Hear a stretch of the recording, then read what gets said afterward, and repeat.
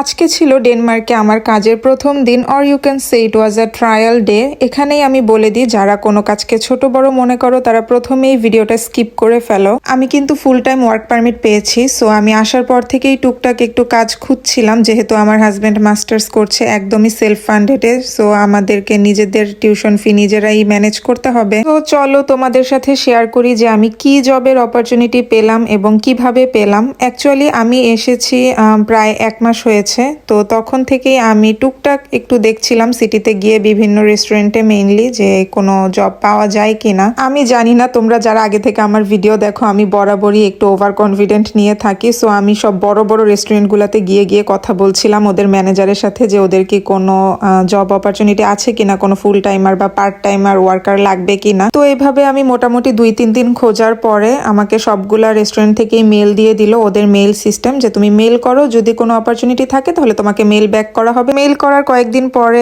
একটা head chef আমাকে message দিল যে তাদের একটা পজিশন ফাঁকা আছে, সো আমি যেন তার সঙ্গে একটা মিটিং করি এবং তারপরে ফিক্স করি। তো সে মোটামুটি 3-4 বার আমার সাথে মিটিং ক্যান্সেল করছে, বিকজ সে মনে হয় সিক ছিল। তো 3-4 বার মিটিং ক্যান্সেল করার পরে তারপর সে মিটিং করলো এবং বলল যে আচ্ছা ঠিক আছে, তুমি একদিন একটা ট্রায়াল দাও এবং ট্রায়ালে দেখি তুমি কতটুকু কি পারো বা তোমার কাছে কাজটা কেমন লাগে, ভালো লাগে কিনা। যদি ভালো লাগে তাহলে তুমি করতে পারো, বা না ভালো লাগলে নাও করে দিতে পারো, এনি টাইম কোনো প্রবলেম নাই। কিন্তু সেও আমাকে ক্লিয়ার করে দেয় যে তারাও আমাকে রিজেক্ট করে দিতে পারে ট্রায়ালের পরে। সো সে আমাকে বলে যে আমি যেন শনিবার দিন ট্রায়াল দিই, কারণ শনিবার দিন তাদের রেস্টুরেন্টে অনেক রাশ থাকে। সো পরে সে আমাকে 7 ঘন্টার একটা শিফট দেয় এবং বলে যে এটা ট্রায়াল প্লাস ট্রেনিং দুটোই একসাথে। এটা ছিল একটা পেইড ট্রায়াল, মানে আমি কাজ করতে পারি বা না পারি, তারা আমাকে রিজেক্ট করুক বা কাজে নেক, তারা অবশ্যই আমাকে এই 7 ঘন্টা শিফটের টাকা দিয়ে দিবে, যেটা কিনা আমি বাংলাদেশে থাকতে টিউশন করায় 2 মাসে ইনকাম করতাম, সেটা একদিনেই। সো বুঝতেই পারতেছো যে খুব ভালো একটা অ্যামাউন্ট। এবং এই